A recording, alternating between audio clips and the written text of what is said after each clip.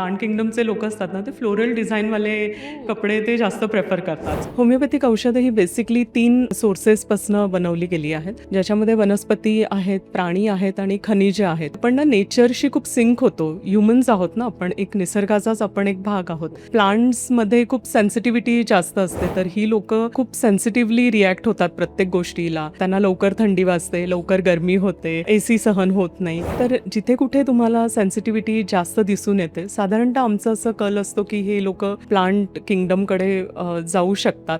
So बऱ्याचदा अशी गंमत म्हणून तुला सांगते की प्लांट किंगडमचे लोक असतात ना, ते फ्लोरल डिझाईनवाले हो. कपडे ते जास्त प्रेफर करतात. त्यानंतर मिनरल्स जे असतात ते खूप सिस्टमॅटिक, ऑर्गनाइज्ड असतात. सगळं परफेक्शन असतं कामामध्ये आणि त्यांचं बोलणं सुद्धा टू द पॉइंट असतं. ही व्यक्ती जी येते ती केस पेपर आम्ही उघडल्यानंतर लिहिताना किंवा त्यांची एक चिठ्ठी असते, ज्यामध्ये सुंदर अक्षरात त्यांनी ते लिहिलेलं असतं सगळं की हे माझे त्रास आहेत आणि हे कंप्लेंट्स मला ॲड्रेस करायचे आहेत. मिनरलवाल्यांना चेक्स किंवा प्लेनमध्ये पॅटर्न्सवाले कपडे ते जास्त प्रेफर करतात. ॲनिमल्समध्ये युजली असं बघायला मिळतं की लोकांना कुणामुळे तरी ते अफेक्ट झालेले असतात, तर कुठेतरी एक मी वर्सेस यू अशा पद्धतीचं एक कॉन्फ्लिक्ट कुठेतरी बघायला मिळतं आणि त्या पद्धतीने ती लोक रिॲक्ट होत असतात. सो कधी कधी बॉस आणि सबऑर्डिनेट किंवा लहान मुलं म्हटले तर तुझ्यामुळे मला त्रास होतोय, ते कॉन्फ्लिक्ट्स युजली ॲनिमल रेमेडीजमध्ये आम्हाला बघायला मिळतात. त्यानंतर ॲनिमलमध्ये बऱ्याचदा ते ॲनिमल स्किनवाले जे कपड्यांचे जे प्रिंट्स असतात, सो तसे प्रिंट्स ते प्रेफर करतात किंवा खूप लाऊड असं त्यांचं ड्रेसिंग सेन्स असतो की खूप कलरफुल